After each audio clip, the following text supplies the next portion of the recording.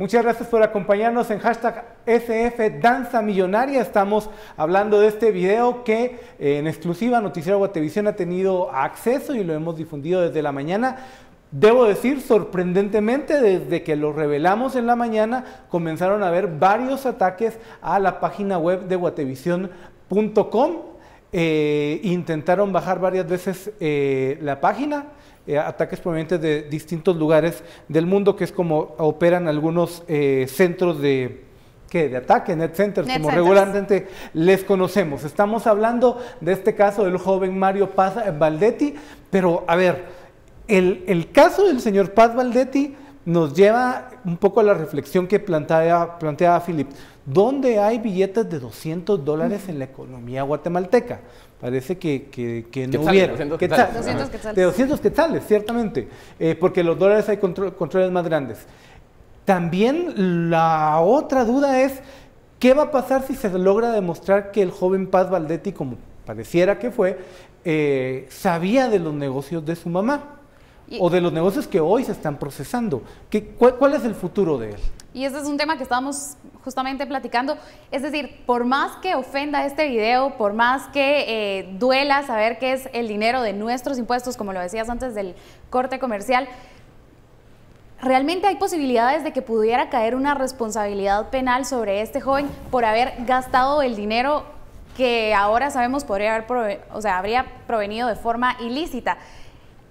La respuesta creo que la teníamos bastante clara en estos momentos, y es que si él en ningún momento funcionó como testaferro, entonces las probabilidades de que solamente por haber viajado con ese dinero, por haber hecho ese video, por haber utilizado y despilfarrado este dinero, probablemente no caiga realmente el peso de la ley sobre una persona que, digamos, en este momento solamente habría funcionado como un beneficiario. A ver, el joven Paz Baldetti su pecado, creo, es ser demasiado opulento. O sea, exhibió demasiado, y este video que nos atañe es la prueba máxima, ¿verdad?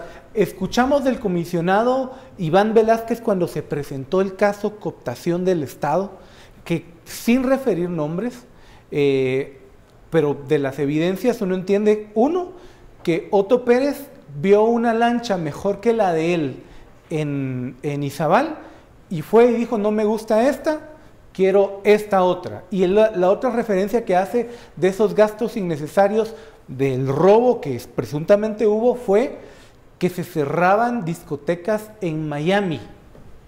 Recordarán ustedes. Todo indica que ya sabemos quién la cerró. Pero ni Tom Brady ni un jugador de la NFL hace eso. No sé por qué la referencia de Tom Brady. Es que podrías haber citado otros mejores. Pero es que por eso les digo, a ver, la actitud prepotente creo que es una de las características de esa, salida de la noche a la mañana del anonimato financiero.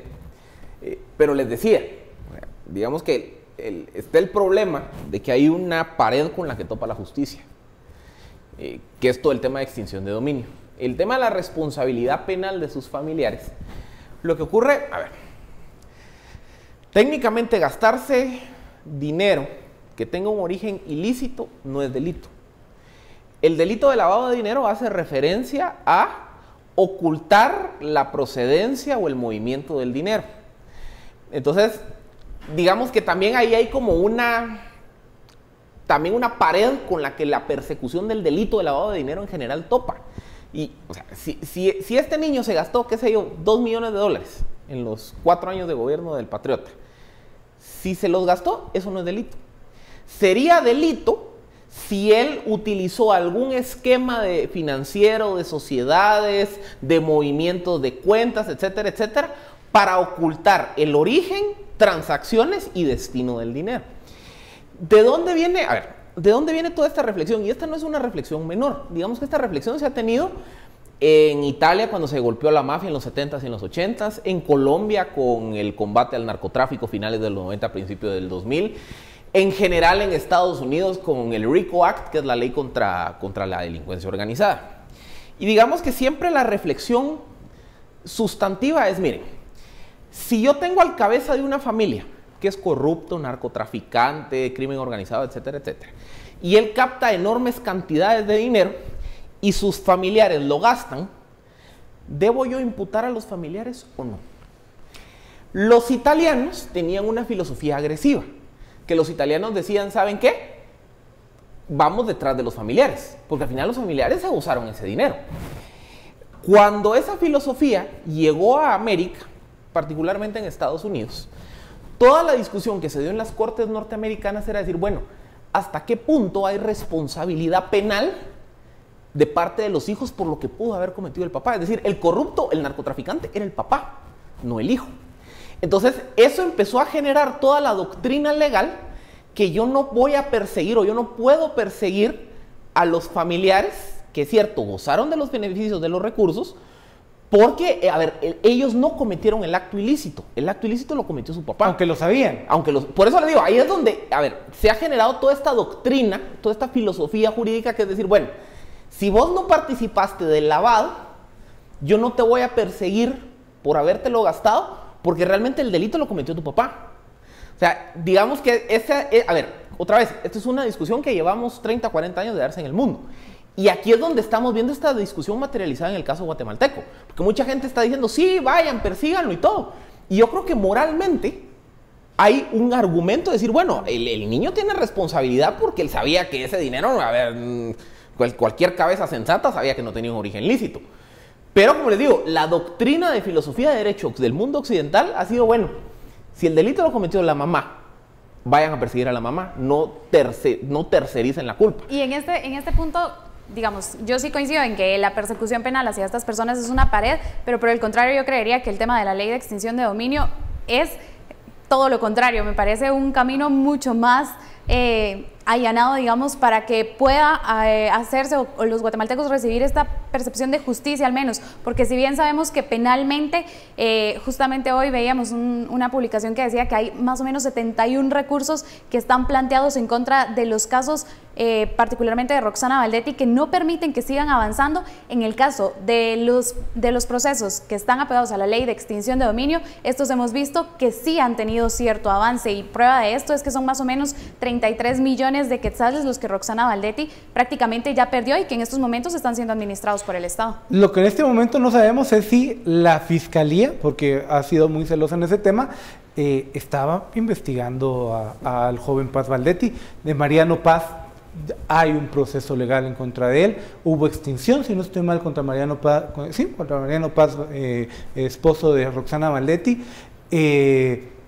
Pero también hay un par de luces. En las últimas declaraciones de ECO por la línea, cuenta, no en el caso de la familia Paz Valdetti, sino en la familia Pérez Leal, que Otto Pérez involucró a la nuera y a la esposa en las reuniones donde se analizaba y se administraba el dinero proveniente de los negocios de la línea.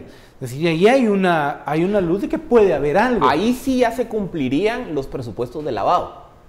Porque si yo ya estoy participando, a ver, en el caso de la nuera de Otto Pérez, incluso de la hija, si yo estoy participando de todo el esquema de crear sociedades anónimas de cartón, de simular actividad económica de empresas para ocultar el origen y los movimientos de dinero, ahí sí es lavado de dinero. Sentarse en una reunión de junta directiva de una empresa, ¿puede ser lavado?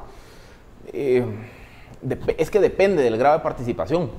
O sea, depende, por ejemplo, si ella tenía control de las empresas, si ella participó de la toma de decisiones de los movimientos financieros, si ella suscribía, por ejemplo, documentos de las empresas de cartón, es decir... Que tenía un papel dentro de la estructura. Sí, estar sentado en la reunión, lo que pasa es que es muy fácil que un juez no logre hacer la vinculación de la responsabilidad penal.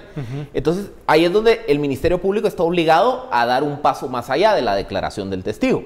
Porque el testigo está diciendo, mire, fulanito y fulanito se sentaban en las reuniones. Ok.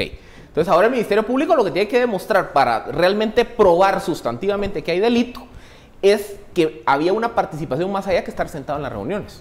Si, por ejemplo, estas personas tomaban decisiones de las sociedades anónimas, participaban del movimiento de esas sociedades anónimas, generaban beneficios directos de las sociedades anónimas que se estaban discutiendo, y eso lo puedo probar documentalmente, ahí sí se puede perseguir el delito de lavado.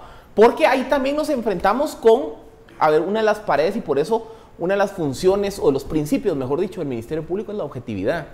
O sea, yo no puedo basar una acusación de un delito en un testimonio individual. Yo ese testimonio lo tengo que verificar con algo más.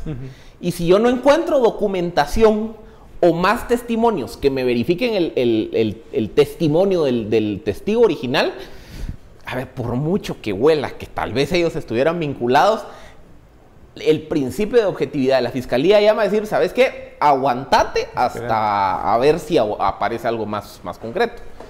¿Qué es lo que nos hemos topado ahora?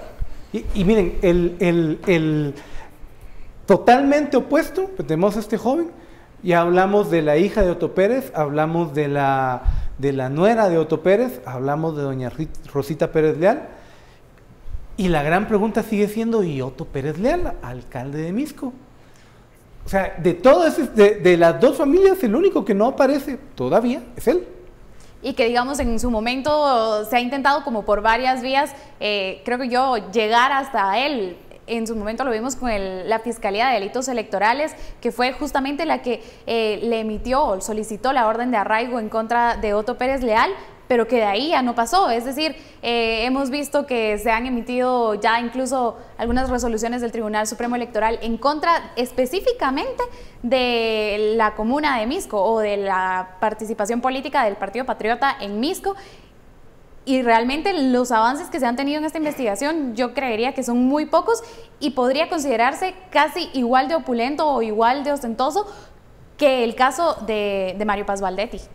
Sí, al final del video creo que lo termina hundiendo al joven Paz Baldetti. Vamos a hacer un corte comercial. Cuando regresemos seguimos hablando de este hashtag SF Danza Millonaria aquí en Sin Filtro.